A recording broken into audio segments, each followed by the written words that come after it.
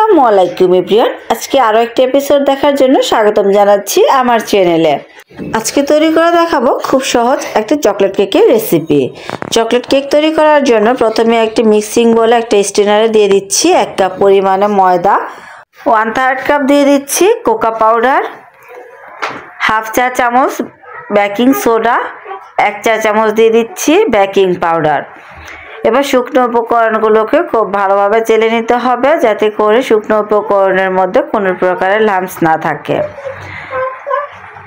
শুকনো উপকরণগুলো ভালোভাবে চেলে নেওয়া হয়ে গেলে এবার একটা হ্যান্ড হুইস্কের সাহায্যে সব কিছু ভালোভাবে মিশিয়ে নিতে হবে। এবার এর মধ্যে দিয়ে দিচ্ছি হাফ কাপ প্লাস 1/4 কাপ পরিমাণে চিনি। আমি এখানে মোটা দানা চিনি ব্যবহার করেছি। চিনিটা দিয়ে আবারও সব কিছু ভালোভাবে মিশিয়ে নিতে হবে। মিশিয়ে নেওয়া হয়ে গেলে দিয়ে দিচ্ছি 1 চা চামচ পরিমাণে ভ্যানিলা এসেন্স, হাফ কাপ দিয়ে দিচ্ছি টক দই। অবশ্যই এখানে পানি ঝরানো টক দইটা ব্যবহার করতে হবে। রুম টেম্পারেচার থাকা একটা ডিম দিয়ে দিচ্ছি। ডিম যদি ফ্রিজে থাকে অবশ্যই 1 ঘন্টা আগে ফ্রিজ থেকে বের করে তারপর এখানে ডিমটা ব্যবহার করতে হবে। ডিমটাকে ভালোভাবে একটু মিশিয়ে নিতে হবে। ডিমটা ভালোভাবে একটু মিশিয়ে নেওয়া হয়ে গেলে এবার এর মধ্যে দিয়ে দিচ্ছি হাফ কাপ পরিমাণে কুসুম গরম থেকে আর একটু বেশি গরম পানি। গরম পানিটা এরকম হতে হবে যাতে একটা আঙ্গুল ডুবিয়ে রাখলে কিছুক্ষণ পর্যন্ত এটাকে সহ্য করা যায়। ঠিক এই পর্যায়ে গরম পানিটা কেকের মধ্যে ব্যবহার করতে হবে।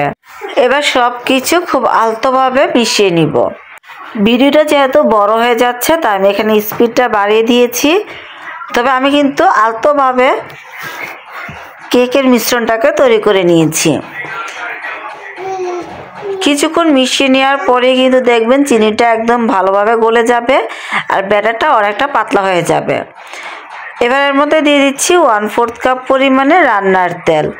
তেলটা দিয়ে আবারও সব কিছু আলতোভাবে মিশিয়ে নিতে হবে যতক্ষণ না পর্যন্ত কেক ব্যাটারের সাথে তেলটা ভালোভাবে মিশে যাচ্ছে। হ্যান্ড হুইস্কটাকে আলতোভাবে শুধু একটু ঘুরিয়ে ঘুরিয়ে তেলের সাথে মিশিয়ে নিব। কেক ব্যাটারের সাথে কিন্তু তেলটা খুব ভালোভাবে মিশিয়ে নেওয়া হয়ে গিয়েছে। এবার কেক ব্যাটারের ঘনত্বটা কেমন হবে সেটা একটু দেখিয়ে দিচ্ছি। আশা করি ভিডিও স্ক্রিনে দেখিয়ে বুঝতে পারছেন। সব কিছু ভালোভাবে মিশিয়ে নেওয়া হয়েছে কিনা সেটা চেক করার জন্য একটা স্প্যাচুলা ব্যবহার করছি। চিনিটা কিন্তু এ পর্যায়ে খুব ভালোভাবে গলে গিয়েছে। কেক ব্যাটারের ঘনত্বটা আশা করি ভিডিও স্ক্রিনে দেখিয়ে বুঝতে পারছেন। আর আজকে কেকটা বেক করার জন্য আমি এখানে 6 ইঞ্চি একটা কেক মোল্ড নিয়েছি। কেক মোল্ডের মধ্যে একটা বেকিং পেপার বিছিয়ে নিয়েছি। কেক ব্যাটারটা চেষ্টা করবেন একটু উপর থেকে ঢেলে নেওয়ার, তাহলে ভিতরে বাবলসটা কম ক্রিয়েট হবে।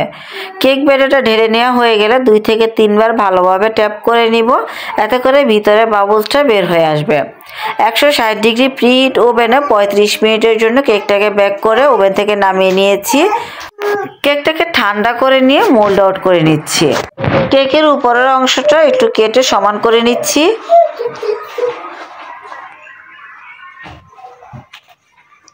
উপরের অংশটা সমান করে নেওয়া হয়ে গিয়েছে। এবার যে বেকিং পেপারটা বিছিয়ে দিয়েছিলাম সেই বেকিং পেপারটাকে তুলে নিচ্ছি। এবার কেকের উপরে কিছুটা পরিমাণে মিল্ক চকলেট দিয়ে দিচ্ছি, তবে এটা একদমই অপশনাল। আপনারা চাইলে যে কোনোভাবে কিন্তু কেকটাকে ডেকোরেশন করতে পারেন, তবে এই কেকটার উপরে সামান্য পরিমাণে একটু চকলেট ক্রিম দিয়ে দিলে কিন্তু খেতে অনেক বেশি ভালো লাগে। আমি অল্প পরিমাণে চকলেট ক্রিম দিয়ে কেকটাকে ডেকোরেশন করে নিয়েছি। তো আপনারা চাইলে কিন্তু এখানে চকলেট গানাশটাও ব্যবহার করতে পারেন। চকলেট গানাশ দিয়ে অনেক কেকের রেসিপি আমার চ্যানেলে দেওয়া আছে, চাইলে দেখে নিতে পারেন। প্যালেট নাইফ দিয়ে ক্রিমটাকে একটু জিগজ্যাগ করে দিচ্ছি, এতে করে দেখতে অনেক বেশি ভালো লাগবে। ডিজাইনটা কেমন হবে সেটা একদম কাছ থেকে একটু দেখিয়ে দিচ্ছি। আশা করি দেখে বুঝতে পারছেন। কেকের ডিজাইনটা ঠিক এরকম করেছি। কেকটা একটু কেটে দেখিয়ে দিচ্ছি কতটা পারফেক্ট হয়েছে। আমার আজকের এই কেকের রেসিপি যদি ভালো লাগে প্লিজ আমার চ্যানেলটা সাবস্ক্রাইব করে পাশে থাকা বেল আইকনটি ক্লিক করে রাখবেন। ফ্রেন্ডস এন্ড ফ্যামিলির সাথে শেয়ার করতে ভুলবেন না। কেকটাকে ফ্রিজে রেখে তারপর ঠান্ডা ঠান্ডা সার্ভ করবেন, খেতে অনেক বেশি টেস্টি হবে।